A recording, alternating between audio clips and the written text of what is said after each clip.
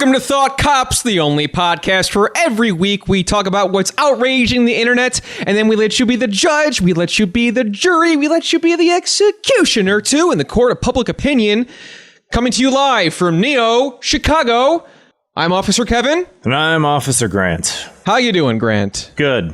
That's great. Yeah. Hey, let's give a quick thank you to our guest from last week, Brad Carter from the Phone Losers of America. Way fun. And I couldn't make it to HoboCon over the weekend, but you went.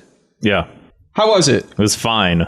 It was fine. It was great. Hello to anybody that's listening that I met there that may be listening now. Oh, wow. Okay. How you guys doing? Hope you guys had a fine time as well. Yeah, it was cool. Got to meet a lot of interesting people that all did prank phone call shows. It's a culture, man. It's a scene. It really is. So we got a new guest this week. We got Jack Allison. What's up, Jack? What's happening? Thanks for having me on. Glad to be here.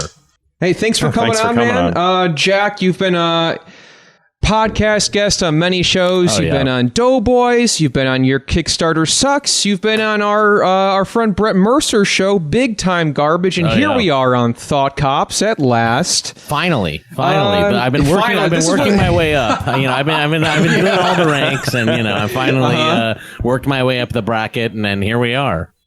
You see, Jack, he paid his dues, and look where it got him. How great is that, huh? Yeah, it is very great. But yeah, Jack, you got your own podcast, Struggle Session. Yeah. You want to talk a little bit about that? Yeah, so me and Leslie, who I co-host the podcast with, it's kind of like a leftist look at like pop culture. And by that, I mean, when we're like, it's a leftist look at pop culture, it's like we are leftists. You know what I mean? And we watch movies and shit like that. And so it's like not necessarily about like... I don't know. It can be about, what leftist themes you find in things, but it's also just about, interacting with culture and media in our modern world. Exactly.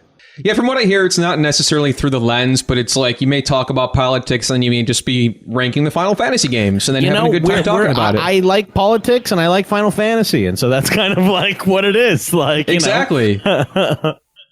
And you also got your own Twitch channel, JackAM. Yeah. Do you want to talk a little bit about that? Sure. So I do JackAM out of my apartment here, as I'm sure everyone does on Twitch. I do a morning show every day at 7 a.m. Pacific, 10 a.m. Eastern, and I do it with my wife, Kate Raft. And so we do a morning show. I mean, I cover topical news stories, and we drink coffee and talk about the news for 2 hours in the morning, every weekday. Yeah.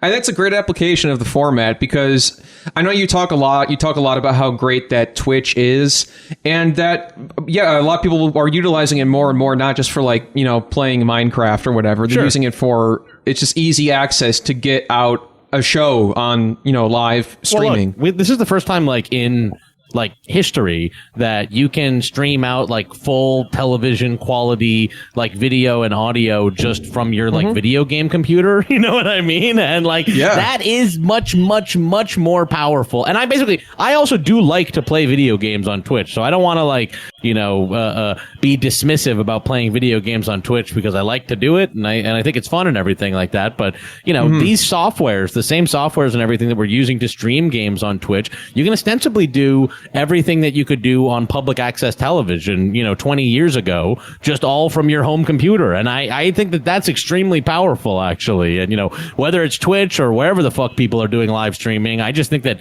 live, entertainment, video entertainment, is going to be huge and is huge. It is huge. Yeah. And I was going to say, too, you are somebody who works in Hollywood, has worked in Hollywood. You wrote for Jimmy Kimmel. Yeah.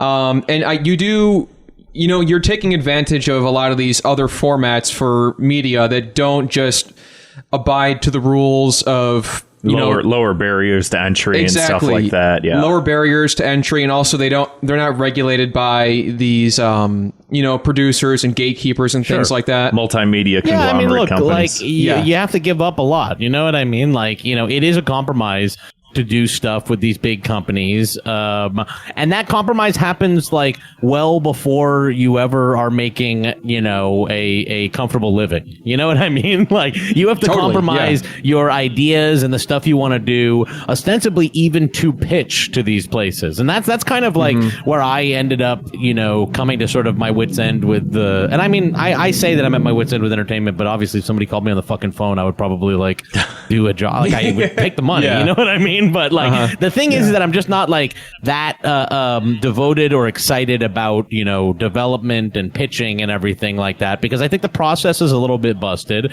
and I do think you need to make compromises like creatively before you even go in the door that I think are kind of, you know, not worth making. And I think a lot of the times we make these compromises, you know, or people that are trying to make stuff on television and movies and everything, they like start making these compromises ahead of time, and you know, we're ending up using like our sort of most creatively fertile years of our lives, like trying to create, you know, this vague idea of what an executive might like, and we end up making nothing. I think in the end of all that. You know, you got a lot of great insight on that, like from a, you know, what a number of shows you've been on. You know, for the sake of vulnerability, as someone who also is aspiring to be in TV writing, there are moments where I do feel, disenchanted by the whole thing, and you know, happy to be doing our own thing here. And yeah, like, you know, same situation, obviously. It will be awesome. You know, very, very lucky to have an opportunity like that. But there are so many other ways to get content out nowadays. So I'm kind of just, at this point, happy doing whatever I'm doing, and whatever happens, happens. So, you know, I think you got a lot of great perspective on your show for that. Well, thanks so much. Yeah, look, I don't fucking, you know, I certainly don't like begrudge anybody trying to make it in the entertainment industry or anything like that. But I also do think a lot of times, like when people think about these jobs, they don't think about what it is actually to like do the job. You know what I mean? Like you think about the prestige or what it would mean about you or your life to like have the job, and what kind of signifier it would be, and what it would mean to you and your personality and everything like that. But I think people like often don't think about like, you know, spending like 60 hours a week, you know, doing like Trump has orange skin jokes. You know what I mean? Like it does suck. Like even if you are getting paid, even if you have like all the prestige and everything like that. And I know I'm not trying to complain and I don't have the job anymore or anything like that, but to do the job does suck.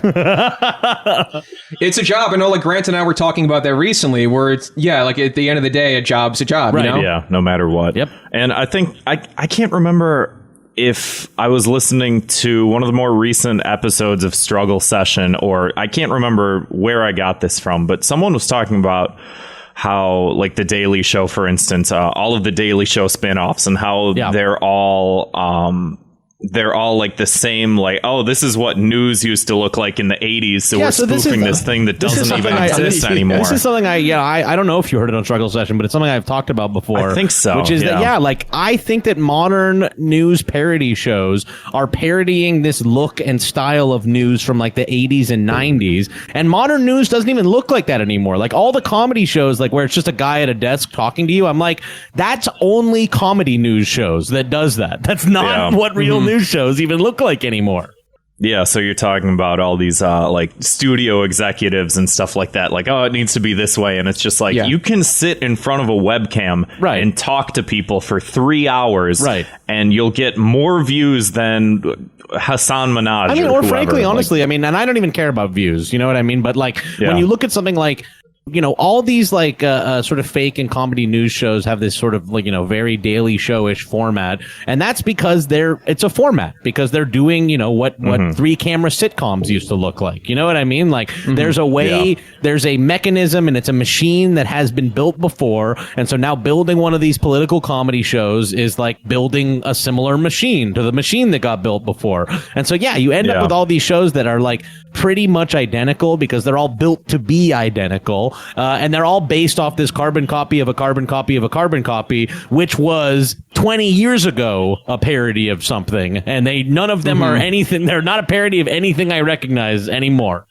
It's a weird state of things, too. And also, you know, maybe things were more static at one point, but now things and how we consume them and how we produce them are changing constantly. So whatever you're spoofing, also has to change constantly. You can't just be like doing the same 90s format thing forever. Yeah, I mean, SpongeBob memes go out of style within 2 days nowadays. So fuck, For God's sakes. And when it comes down to it, I know you said you're trying to work in television writing and everything like that. But when it comes down to it, I'm like, it's similar to what you were saying. Who watches television anymore? I think that's like that's it too, dude. Seriously, one of the biggest most confusing things about the television business right now is it's like near impossible to quantify what makes a show a success or not a success. Like, I actually swear that I think that they think shows are successful if they get like a lot of tweets happening around them. There used to be like ratings. It used to be that like a lot of people would watch shows and that's how you kept them on the air and stuff like that. But now Nielsen every show gets like the same views, gets like 1/10 the views of like pimple popping videos. And so it's like, it's all a wash. Like, it's like, does this give us some sort of like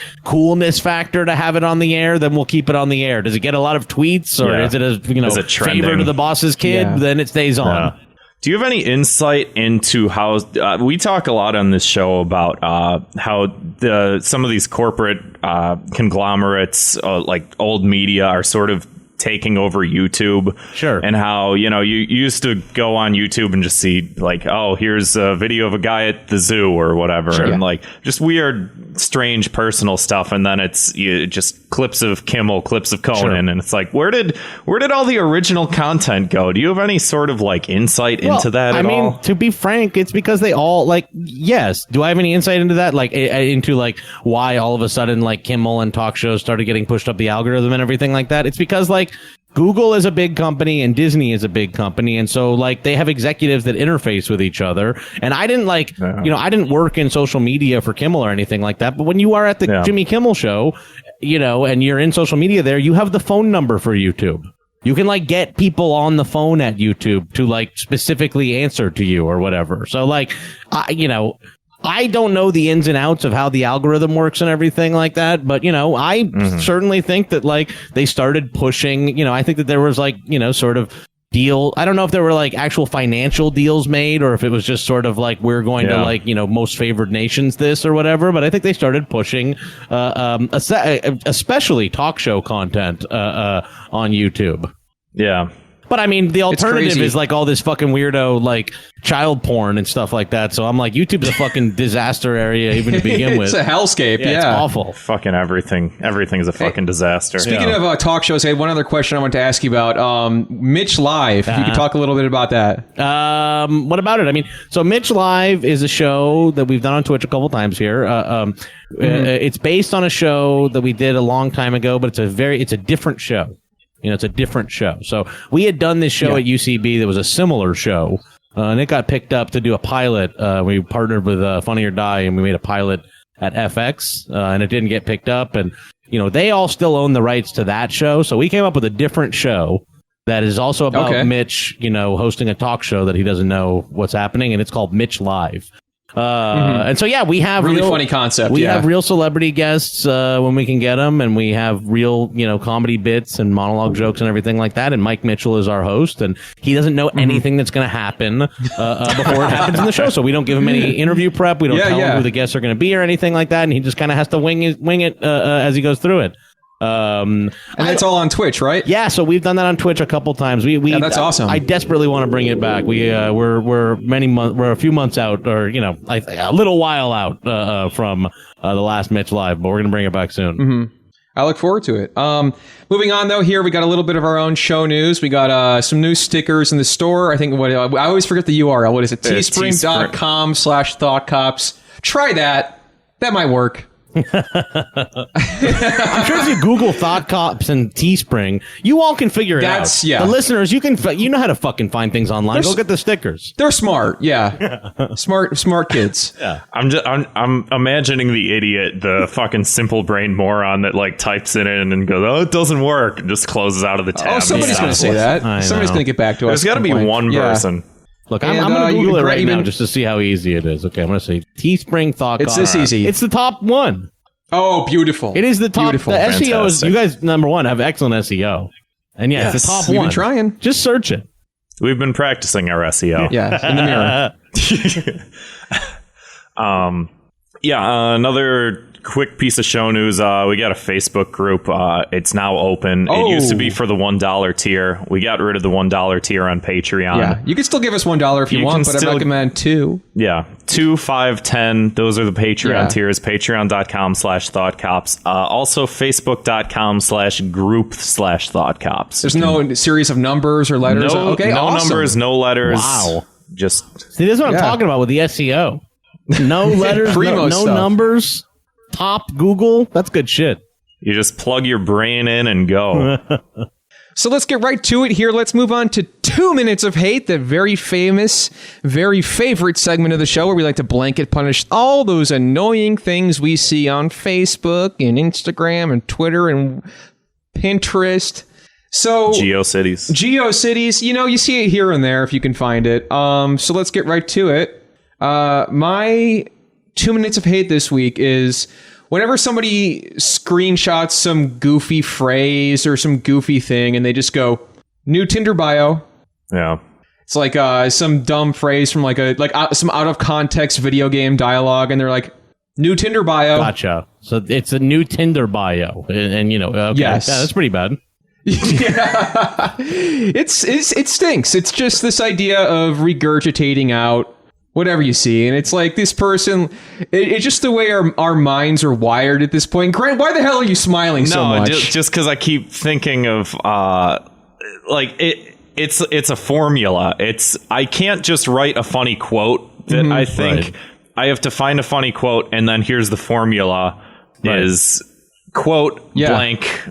Yeah, in this instance, blank is new Tinder bio. You know, this gets so complex because people will say like, oh, it's memes and all this kind of shit. But a lot of times with this kind of stuff, with like new Tinder bio and stuff like that, I always am like, yeah, but that's not like your joke. You know what I mean? It's always like weird because I'm like, oh, you're just like doing a joke you like saw or something like that. Exactly. The one of that sort of genre that I've been really, really hating lately is Not the Onion. Whenever people like post a news article and then they're like, ugh, this is not the Onion. By the way, first of all, it never sounds like an Onion headline. It's always just like something fucked up or bad. And they're like, it's like Trump, like, you know, is cutting off, you know, like, you know, the entire southern border. And they're like, this is actually not the Onion. I'm like, yeah, it doesn't sound like the fucking Onion. It just sounds like a shitty, horrible news story. You know what I mean? Like,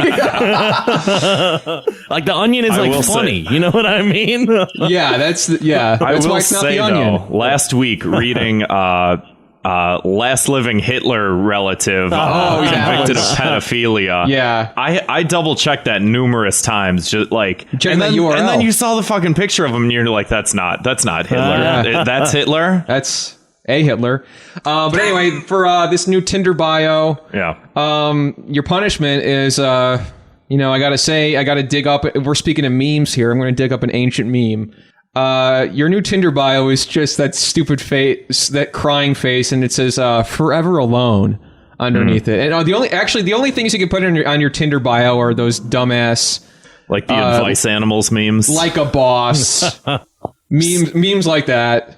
Your Tinder profile picture is scumbag Steve. Yeah, so you will be forever alone because you will be considered a freak for putting that stuff online. But anyway, Jack, I don't know if that was not the Onion, your 2 minutes of hate, or did you have something else you want to get off your chest? I was just jumping in there. Okay, for sure. In there. I'm sure I can find something else I hate off the top of my mind, just off the top of my head. Let us see. This has to be an internet thing from this week, right? It doesn't have to be from this week. Just in general. Just something that, you know, gets under your skin. That you see these trends and you just Can we do one more and then come back to me? Yeah. I'll do one. Okay. All right. I was on Facebook. Okay. Yeah, I was on Facebook. You know how you're on Facebook sometimes. Well, I was on it this time. And one of my friends that I know from college, that, like, you know how most people on Facebook are just people you sort of know, like maybe they're not even your friends, they're just like just some guy I met once, you know, hung out with, saw him at like another party sometime. Yeah. He put one of those infamous "I'm cleaning out my friends" list today. Oh boy. And underneath, like, one of his comments was, "You all know who you are."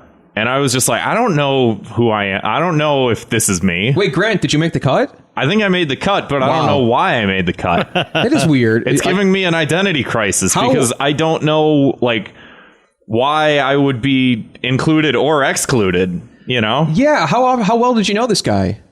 Like, fairly well. Okay. Not that well, but... Well enough, apparently. One of those things where it's just like I'm not friends with anybody on Facebook. I'm friends with, like, 3 people in real life. I have 500 Facebook friends. Yeah. I don't like any of you. Like, Damn. If I didn't make the cut, I'd be like, oh, well, my feelings are hurt, but I don't know. And you would never know any better. That's the thing, too. You would never know. This guy would just disappear from your Facebook friends, and then you'd be like, oh, how rude. Yeah. How terrible. So, what's your punishment? I guess just delete me. I don't know. Yeah, delete Grant. Your punishment is get rid of Grant. If I've talked to you within the last 48 hours, you can be my Facebook friend. If not, just like whatever. Just re-add me next time you see me and then delete me a couple minutes later. Whatever. Fair enough. Because I don't know. Go ahead, sorry. I don't know if these people like... No, go ahead. I interrupted. You guys were going to do one more riff. I'm sorry. Nah, it's... We're all ripped out on this one. Yeah. Toss it in the gutter. I have one. I figured it out. I figured out what what I'm very tired of on the internet.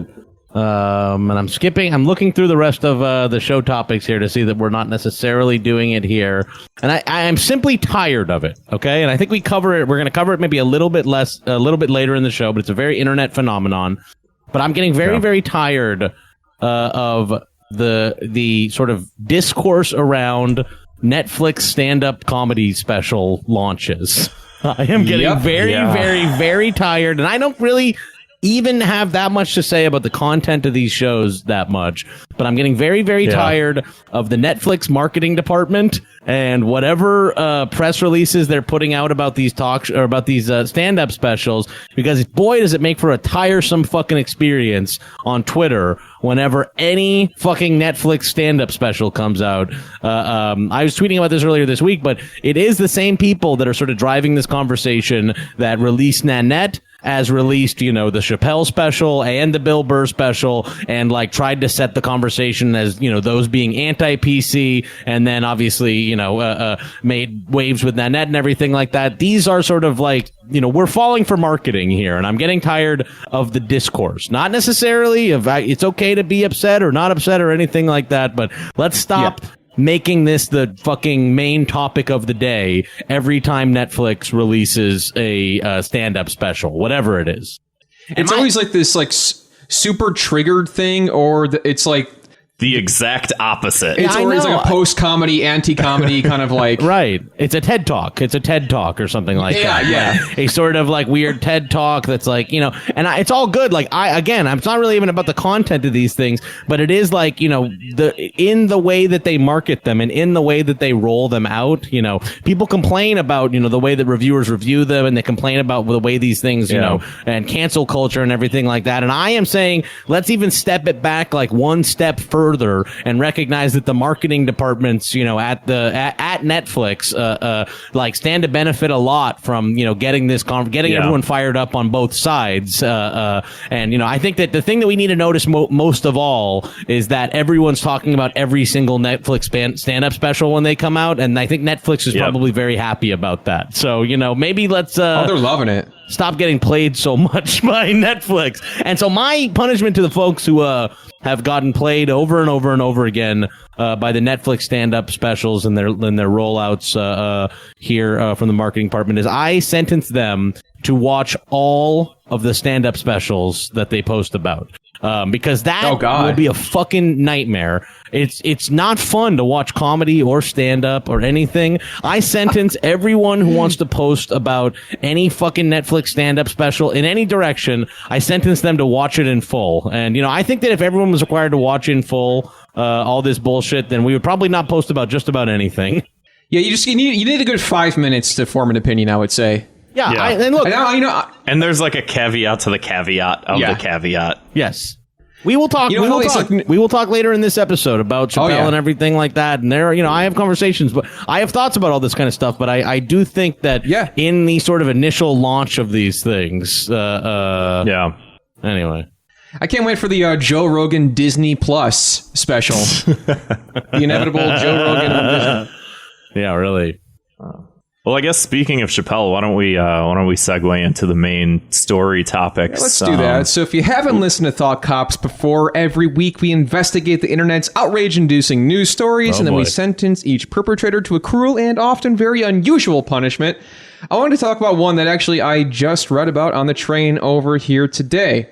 Jack, I know you've been on Twitter talking a lot about SNL, talking with the writing staff and all that kind of discourse around that. Sure. So I think you might have actually seen this today as well with Shane Gillis. He's one of the new SNL cast members. Yeah. And I guess he an episode of a podcast he was on, or I think it actually might be his own podcast. Sure. Where he was doing an impression of let's see here, Chinese American, or no, just doing an impression of Chinese people. And what did that sound like? I'm just joking. A little bit of something like this.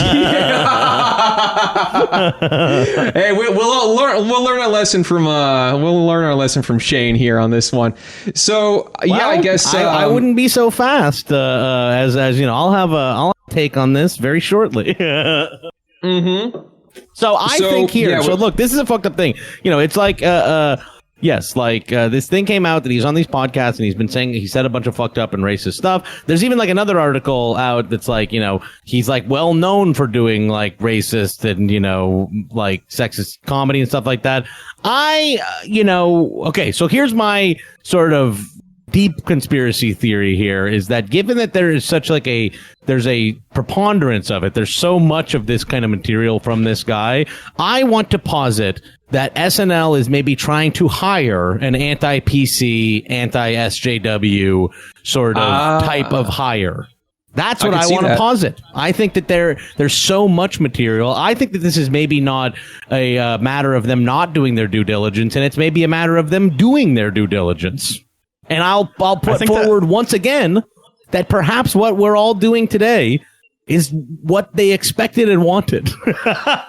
We'll see if he gets fired.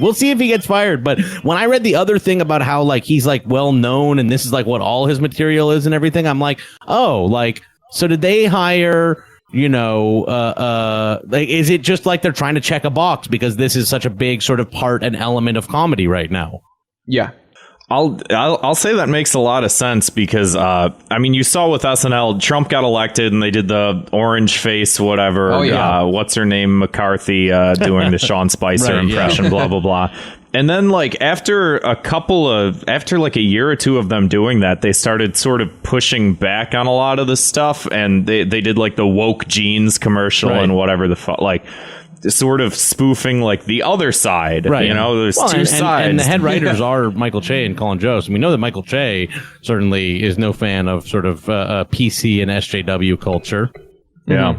And I mean, Pete Davidson went off like what 2 or 3 weeks ago about you fucking millennials. So you have to like, and also this is like a popular sort of strain of thought with like older comics, like the types of folks that like all these young folks at SNL probably are like hanging out with and like talk to and you know aspire to be like and everything like that. So I would put forward that perhaps there's a bit of like an anti-PC sort of strain of thought.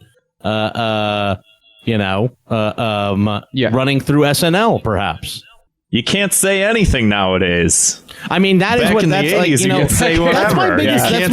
thing with all this stuff. And it's like, what do you mean by that? You can't say anything. You mean you can't say anything, or people will like get mad for half a day or something like that? Like, I don't actually know who like really loses that much from cancel culture, you know, and I've gotten like some pushback from this before, but I'm like, I can't think of any like real big examples outside of like physical assault and shit like that, where people got canceled like in good faith over, you know, jokes and stuff, and then like have never had a career. You know what I mean? Even Louis, it's like Louis is being canceled rightly for being like a workplace safety issue. I don't think that it's like worth canceling Louis over his material. It's like we're only trying to push out Louis because he's a super fucked up guy and he like blocked the door and jacked off in front of people. You know what I mean? Yeah. Yeah, a different story from whatever podcast appearance he may or may not have had. I mean, Right. the fact that Nick DiPaolo put out a fucking stand-up special, like, it means anyone can fucking have a career doing was this too shit hot and for TV. not have it fucking be tanked over. But even look at You Nick can't say DiPaolo's anything thing. these days. It's a fucking marketing trick. It's like that's how they know Yeah. to market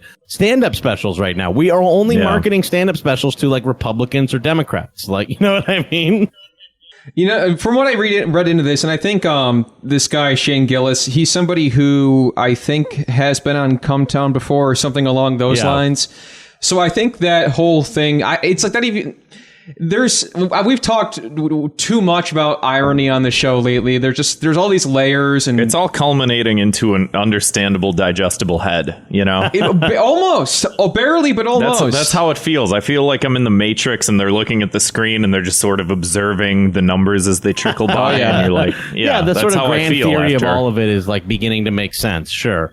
Yeah, like Slowly but surely. all this stuff we're talking about, like the weaponized outrage. Like, if you can get people stirred up about something, people will watch it just to see what you're talking about. Because if Netflix was like, "Come watch the Bill Burr special, he's really funny," nobody gives a shit. Yeah, we don't but want if they're funny. like, you can't say anything nowadays. He's fucking feminist. Like, people get upset. And you want to check out what is he saying? Am I going to get upset by it? Let me sign up for Netflix. Like, it works. It works. Yeah, folks. I mean, look, like when it comes down to it, it's like, you know, whether everyone's pissed off or whether everyone's celebratory, they just want the name Chappelle to be the top trending term. You know what I mean? On the day that the Chappelle special drops. You know what I mean? So, like, if that's by getting everyone all pissed off, if that's by sending, like, press releases being like, he fucking pushes back at, like, PC culture because they know that will trend, like, that is what it is. Yeah. Yeah. So my punishment here is Shane Gillis. Actually, he won't be on SNL. He will be on the reboot of Mad TV, the new reboot, which I would love to see. I wish. But like with all your old favorites, you know. Mrs. Swan. Yeah, he'd be the new.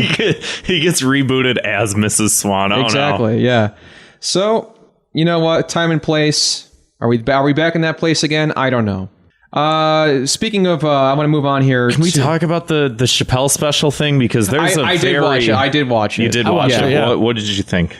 What did you guys both think? What was your hot takes? I thought it was decent. Like, I thought some of it was like trying a little too hard to be whatever way, but overall, like, it was, you know. I thought it was okay. There's stuff in there it's that, there's fine. stuff in I there don't that know. like disappoints me and like makes me like, you know, I'm I'm mostly just like, ugh, Chappelle, like, why do you have to like be this way? You're like old or something. You know what I mean? Like, you're like old. Fucking boomer. Like, that's Yeah. really my biggest concern with him. I don't think anybody. So here's my thing. It's like, I disagree with Dave Chappelle, and I especially think that the middle chunk of the stand-up special, where it's like the LGBTQ section, The is like letter not people. good. Like, I don't think it's like that good of a section, and I get people getting like pissed off about that. And I don't like begrudge anybody being pissed off about that, because I think posting is just fucking posting. You know what I mean? If you go out there and post like, I'm pissed off about the Chappelle special because you like watched it and it pissed you off, I think that's perfectly fine. I do think that, you know,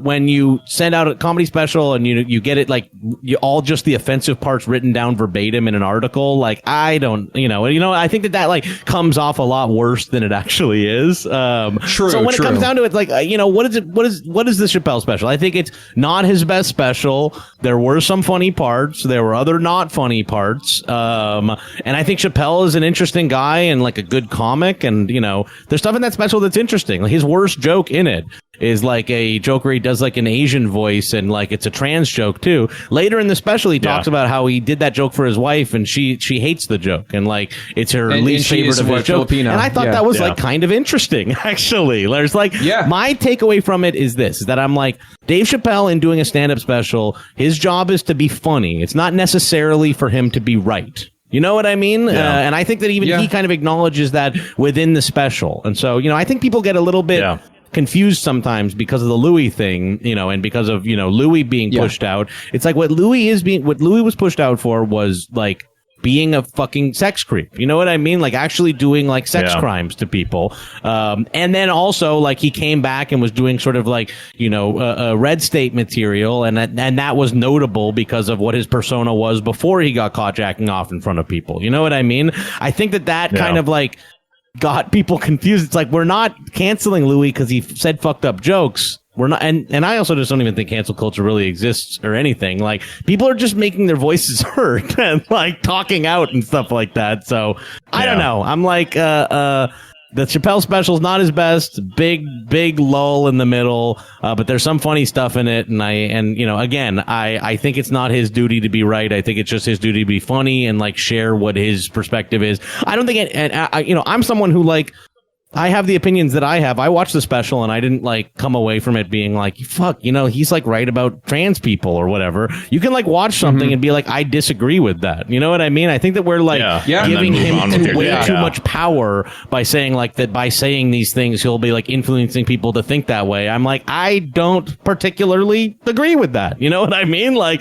I think that you can like watch stuff by people you disagree with and see art by people you disagree with. And like, it's not painful or it's not, you know, whatever. But I also wouldn't begrudge anyone who would like, you know, said. But I also don't think it will like be looked on kindly by history. You know what I mean? Like, I think some of this, like, especially the trans stuff in the special, will be looked back at like some of the material about like gay people in the 80s. Yeah. Yeah. Speaking of, don't you think that you know, comedians are philosopher kings though? What about Richard Pryor and George Carlin? Shouldn't we get all of our opinions and viewpoints from comedians all the time? Well, I mean, honestly, that is like the sort of like, that's where this whole thing comes from. You know what I mean? And like, there were guys that were so happy to benefit from that. Like, I would say like the Louis C.K.'s of the world were so happy to be our philosopher kings. And like, we're so happy to like step into that role. You know what I mean? I don't actually think Chappelle ever did that. I don't think Chappelle ever like put himself forward as one of the philosopher kings. I think he's always just been like a comedy guy. You know what I mean? So it's like, it's not like he was out there being one of the fucking, you know, genius guys and he's now doing blue material. He's just a comic. I don't know. Yeah.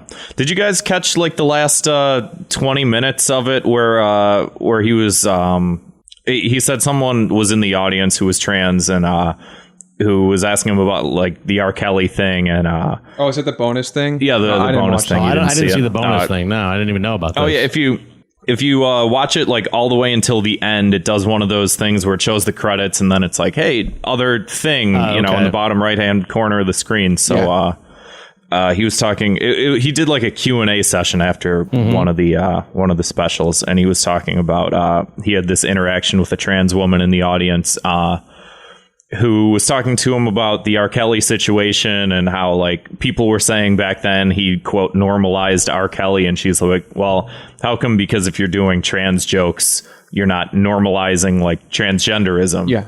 And that was another one of those things where it's like, yeah, I a lot of stuff within that middle section was like sort of fuzzy for me. But that was like, that's like a kind of good point. Like, I got something out of some of the stuff, you know. I mean, I would also say that I even disagree with the like normalizing R. Kelly thing, because I'm like, I actually think that like Chappelle at that time, I look at that and I'm like, why wasn't the fucking news talking about R. Kelly every night? You know what I mean? Like, Chappelle was the only guy on television doing a thing about how Dave Chappelle is the only guy on television doing like a thing about how R. Kelly is like is fucking underage girls and stuff and pissing on them. Yeah. I don't know what part of that is normalizing it, but I'm also like, you know, Boondocks did that too. Oh, that's right. Yeah. Yeah, I mean, I don't know. It is like, I think that material about trans people will like be looked back on like cringily, but I again don't think that Chappelle has much more responsibility than to like share what's true to him and to be funny. You know what I mean? And like, and I don't necessarily think he was being hateful. I think he's like expressing the viewpoint of like an older person who is like not with it enough. You know what I mean? Like, he's not there yet, but I think he's just expressing like what he thinks and trying to do it in a funny way. Yeah. Well, so this week it's not just him that's canceled, but Anderson Cooper, and what's this guy's name? Oh, they got a picture of the crowd, and they zoomed in and found him and circled Anderson him there. Cooper, John Mayer, and Andy Cohen. And who is that? Jeffrey Epstein? God damn it. Wow. The four of them were at the show, and this out.com article like pointed this out, that Anderson Cooper was at the show and they're trying to cancel him for being in the audience. He actually ghost wrote Chappelle's material. Really? Is that? Are No, you? no, Oh, he God didn't. damn you! God damn you! I'm like, well, because why? I know. I didn't read the article, so I don't know. No, I don't know. Yeah, that's the only reason I could think of. But apparently, just him being there is enough. Well, Yeah. honestly, look, there's so much for Anderson Cooper to get canceled over. You know, this is not it. You know what I mean? Like, Yeah, if this it's ain't gonna be chief. anything, it's like, you know, maybe like drumming up support for wars and stuff like that. We should cancel him for, but I don't know about like going to a comedy show. Yeah, he's just Should we trying to have a cancel the laugh. reviewers for watching it too? Should we like also be like, did you watch I this would say special, so, you yeah. sick fuck? Yeah, you lose your job. And then whoever wrote this article too, they're talking about it. They're bringing attention to it. I say they're done for as well. So sorry, sorry, not sorry. Nico Lang, you're on blast. You're on blast. You're on my Yeah, shit I list. say to the person who tweeted out the thing, like, you watched this damn show? You too watched this special. Yeah. Wow. You've You went to canceled watch yourself. the special in order to circle him with a red marker. To get this screenshot, you had to watch it. Oh, Yeah. that's awful. Let's move on to another story here. A little gaming segment. Jack, I know you said you're a Final Fantasy freak. I or mean, at least I a played fan. some. Maybe Sure. not a freak. Yeah, I'm not a freak. So How dare you speak to our guests in yeah, such a I manner? got to stop calling the guest names. But anyway, Final Fantasy VIII remaster. It's either out or coming out. I don't know. Only top-notch research here at Thought Cops, but apparently some of the character designs have been changed, and this actually is the same for the new Final Fantasy VII remake, where there was a car now horn they're going now they're off done outside, beeping yeah. outside. Okay, so a lot of people are complaining about not only the Final Fantasy VIII remaster, but the Final Fantasy VII remake, where the characters' breast sizes are too small or too Quote, Tifa's boobs got nerfed. they got nerfed. Oh, okay, sure. So, and there was like, it goes all the way down to the nitty gritty where people, they're comparing screenshots from the original Final Fantasy VIII and the remaster and showing like the depth of like where their shirt indents go down in the middle, like revealing like this is how much cleavage they showed in 1999, and here's how much they're showing in 2019, and Sure. this is here we are. And have anything to do there's with even like textures being low resolution or anything like that, but go ahead. Sure. it may or may, graphics Yeah. and that's all Yeah. that's beyond my capacity for Sure. understanding, of course, but they this comes down to something similar. People pointed to a similar argument. I forget the name of the game, but I think it was a Nintendo Switch game or something like that, where they were doing a side-by-side screenshot where the term vagina bones was used. I don't know if this rings a bell for anybody, but Jesus Christ. it was basically like the woman's her shorts were. I think you're about to find it here, Grant. I'm looking. Yeah, there it is, the top image. This is from 2016. Yeah, somewhere. Is that it? Somewhere abouts, yeah. So they did a side-by-side comparison where the pelvis indent was missing, but the people on Twitter kept calling it vagina bones. Well, I mean, So I we're get, going back. this is maybe the level of sort of female anatomy awareness for the folks that are very upset about the changes in the Final Fantasy games. I don't know. Yeah, got to learn somehow, and this is how it's done. So there's a lot of people are upset about the nerfing, as you said, and what this might mean for society at large. I don't know. Well, I mean, eventually, as you make things look more and more like real people, they're going to start looking more and more like real people. Like Yeah. you just can't escape it. Yeah, you don't want to be stuck in that uncanny valley, Yeah. So, this is just another topic of the week. Final Fantasy, you're on blast, I suppose. I don't know. Yeah, not much else to Get say the about this vagina besides... bones back in there, Final Fantasy. Yes. Come on, let's put Yes. the bones back in. Yeah, Yeah, that's the punishment, I would say. Yeah, put those bones back in. Yeah. let's try and be a little more progressive. How about Yeah. that? Yeah. Let's think back. Do we all forget what happened in health class? Anybody remember the female anatomy vagina bones much? We all forget about that lesson? Brings a whole new meaning to the word boner. Let's move on to one more story here. Speaking of gaming, let's move on to a little bit of a different kind of gaming. I'm talking, of course, about board games. Oh, okay, sure. What's this one called? Jack, have you seen the new Monopoly reboot? I have. I've seen Miss Monopoly, and I've also seen Miss Monopoly for Socialists or whatever. Socialism Monopoly. I didn't. Is that a real thing? I think Socialism Monopoly is kind of older, isn't it? It came out like a while ago, but it just sort of flew under the radar. Oh, interesting. I didn't know that. I didn't know. Under my radar. Monopoly Socialism is it's like a. Is it older? I don't know. I mean, are you? It's from like right August. now. I'm like finding something. I think it's only from a couple weeks ago. The only earliest stuff I can find is from like 3 weeks ago. Old enough. Actually, no. Yeah, I think you're right.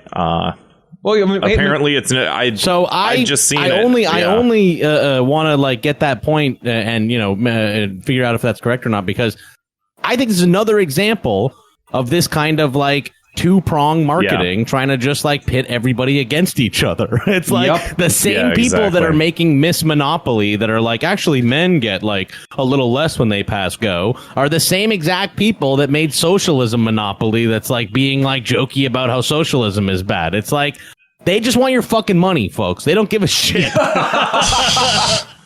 That's where we are. Like, honestly, so much. It's like Grant said with the Matrix coding, like doing the show every week. It's like, we don't exactly like talking about this stuff. I wish I didn't know about Socialism Monopoly.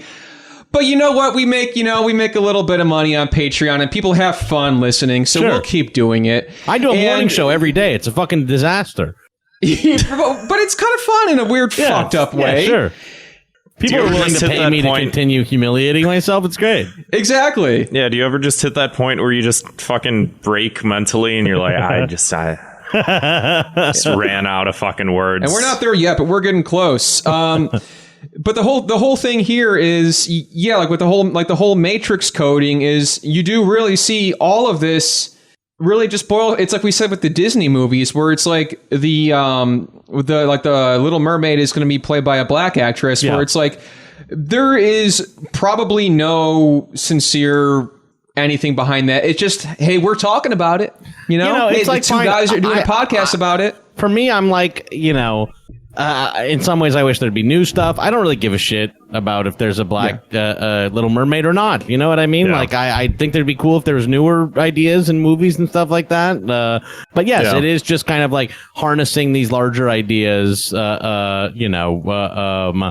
kind of harnessing these like larger, more important movement ideas to sell movies and TV shows and toys and shit like that. You know what I mean? It's very cynical, and well, and here's what I think is an interesting parallel to the Little Mermaid example is they make the Little Mermaid black, and who's screaming about it is a bunch of like old white men who like aren't the fucking target audience like in the first place. They're gonna be in the theater on day one, like tears in their eyes, like, I wanna be. But that's also that's also Disney wants that too. I'm like, once again, it's like Disney rolls it out because they want to be able to pick and choose. I actually wonder how many old white men are upset about Little Mermaid and how much of it is just like Disney astroturfing and like pulling quotes from like the three people. I think maybe no one gives a fuck about the new Little Mermaid, and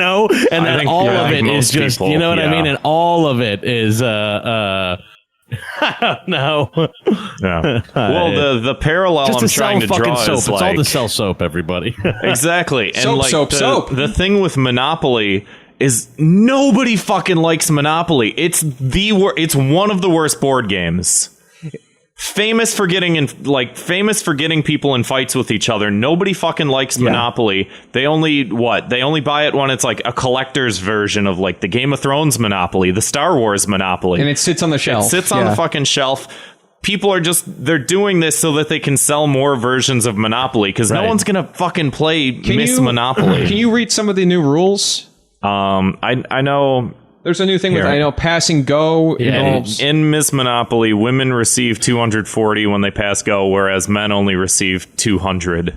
Additionally, women will receive 1,900 at the beginning of the game instead of 1,500. And this is just like a tone-deaf criticism of like what causes systemic issues to boil up in the first place. Yeah, I mean, look, again, it's one of these sort of just Harnessing of real movements and ideas cynically to fill shelf space at Target. Yeah. Yep. Because Christmas season is right around the corner, folks. Get your little cousin Miss Monopoly, break it out at the family gathering, and get into an argument with your uncle. Who you could get Monopoly Socialism. That would make your uncle he's gonna happy. love that, yeah. If you get him Monopoly Socialism, and then you get the daughter Miss Monopoly, everyone has a wonderful Christmas, and Hasbro makes money too. It's great. So I'll be the thimble. You can be the piece of avocado toast. Dude, if I brought Socialism Monopoly home, my dad would throw the board at me. I'm not kidding. I can't wait for Christmas this year. So let's punish this. Miss Monopoly, Socialism Monopoly, but just Monopoly in general. You know, what do you think? Fuck Monopoly. Fuck Monopoly. But what do we say here? I mean, what's the Monopoly? Don't pass go. Don't collect my $20. All right. I mean, Monopoly, you know, I think that at the core, Monopoly is an interesting game. You know, Monopoly itself has been waylaid by global capitalism because it's a fun little parody of, you know, the excesses of the Roaring Twenties. You know what I mean? And now it's just like, you don't think about how Monopoly it's an annoying game that's not fun to play, and that's the point. That's like what the joke is of Monopoly. So I actually kind of like Monopoly. They should do an updated podcasters Monopoly where you pass go and you get $20 in your Patreon. It's fucking 20th. It's 20th century. It's 20th century irony poisoning. Yeah. Just like, oh, I don't get the joke, and like you just get fucking absconced with it. You love it anyway. So let's move on here to we'll do our Thought Cops word of the week this week. Grant, you want to explain this one? Oh fuck. Yeah, the Thought Cops word of the week is slofi, which is a that's the noise that my eye made. That's the noise that my eyes made when I read the word. This is from the Apple keynote. Yeah, so the iPhone released a new phone that has 3 cameras. Apparently, it's making people trypophobic. Sure. A condition that I don't believe exists. Dude, remember Blake was on the show and he talked about having it. Well, I'm gonna buy him an iPhone to fuck with him. I'm gonna wave it around in his face. Yeah. Because I'm a bastard. Well, when I saw that it was trending on Twitter, I clicked it to like read more about it. And Twitter had one of those like, "Hey, the following may contain sensitive materials." Okay, and you clicked. They did anyway. a trigger warning for just 3 cameras on an iPhone. Well, did you have to do like an age verification? Yeah, I clicked the CAPTCHA. Okay, but Slofi is a slow motion selfie. There you go. Yeah. What does that mean? It's just one of the cameras takes slow motion selfies. But the picture is still. I don't understand. It's a video. It sounds like a type of turd. It sounds like a type of turd to me. It's a Slofi. Yeah. Comes out slow and smooth. And loafy. Yeah. Disgusting. Yeah, a slow loaf. We made our own. Well, let's move on here to Key to the City. We like to end on a positive note here on Thought Cops. So like we said, there's a lot of negativity in the world. A lot of, they're trying to pit us against each other. And I, for one, am not going to have it. So my Thought Cops Key to the City this week goes to the barbecue boomer character. If anyone's seen these memes, it's it's a lot of these boomer memes. It's this character. He's a clip art of this middle-aged white guy with he's grilling and he's got an apron on and he's like Antifa, Nazis. I'm just out here trying to grill. Oh God! And but people have fucking baller. People have it's like this like cheesy like Microsoft clip art of this like guy on a grill. But there's been a lot of really funny variations of it. My favorite was it was a panel from Watchmen when Dr. Manhattan's on Mars and he's like, I'm tired of these people and their whatever. But it's like the barbecue boomer on Mars by himself. Fuck yeah. Because he really says a lot he speaks truth to power. He read Jonathan Haidt's fucking book about centrism and I mean, the guy, he says he just wants to grill, but that's just, there's a lot more to him than that. Jack, did you have a key to the city? Anything positive you've seen this week or just in general? Yeah, so it is so not often. It is so not often that good things happen. But I was very I was very heartened this week by California over here passing the AB5 bill that would ostensibly is like targeted at Uber and Lyft and all of the sort of gig economy apps and would make them be reclassified as employees. And cool. I'm like, that's some good shit actually. And I hope that I was like shocked that anything good ever happened. Obviously Uber and Lyft and them are gonna devote like $100 million to fight it, but I hope that we can keep that law over here in California. Yeah, I didn't know about that. Cool. Oh, and we got a fucking loud Ubers here in Chicago. God damn it. Grant, what's yours? My key to the city this week goes to the Netflix show the Dark Crystal Age of Resistance. Fucking awesome show. I've seen you've been tweeting a lot about that. Yeah, if you haven't seen it, it's a puppet show. In episode 6 or 7, the puppets have a puppet show. That's fun. It's brilliant. Yeah. No, that's cool. I spent all weekend watching it. It's great if you're a fan of the original movie, or if you're like me and you've never seen the movie. The movie, I didn't like it, but the fucking show is great. It's Game of Thrones with fucking puppets. Really? One of the puppets beats another puppet to death with like a fucking crowbar. Like it's literally Game of Thrones. It's dark. It's fucking dark. It's all about genocide. Crystal, yeah. It's a dark crystal. Check it out. It's in your Netflix. Watch it instead of the Chappelle special. Or whatever the post comedy special of the week is. Yeah. Nanette 2. Watch out for it. Electric Boogaloo. Oh God. So before we get to our final segment here, voicemails, Jack, where can we find you on social media and all your podcasts and everything else? On Twitter, I'm at Jack Allison LOL. For Struggle Session, you can find that at patreon.com/struggle session. That has links to all the various podcast websites. And for my morning show, JackAM, that's at twitch.tv/JackAM. Every Monday through Friday, 7 a.m. Pacific, 7 a.m. Pacific, 10 a.m. Eastern. Cool. That's it. Right. And was there any like? Do you want my like email address or what else do people give? Yeah, we want phone number, phone number. Yeah, you want to throw that out there? No, that'll do. That'll do. Let's get to the voicemails here. No, like what I would do is like I would finger my urethra. What the fuck? So what was that? What was the context there? That's awful. To begin with, you call into a show to say something like that? How horrible! What? No. That was our audio engineer Zwick. Zwick. It was like a weird cut from something. What? Who the hell said that? I don't know. Who does? The context is lost on me. Zwick, I'm not shaming you, but apparently, yeah, it was a 4-second voicemail. Yes, but somebody else sent that in. I think that was mean of them to do. They should not have. Wow. They should not have isolated Zwick's clip of what makes him happy and sent it into our show and in some attempt to embarrass him. Shame on you, Lars. Awful. Terrible. Let's move on. Terrible. Oh, you really hate to see that. Hey, stupid cock. Oh, it was really fucking stupid and like proof that America is not number one. The fact that we have like 50-mile-an-hour speeding limits on fucking freeways. Yeah. Come on. I know this is just so that it can like catch people going normal speeds like 70 and give them tickets for tax revenue. But come on. I'm pretty sure the Germans aren't as good as Americans. Isn't it like there's no speed limit on the Autobahn?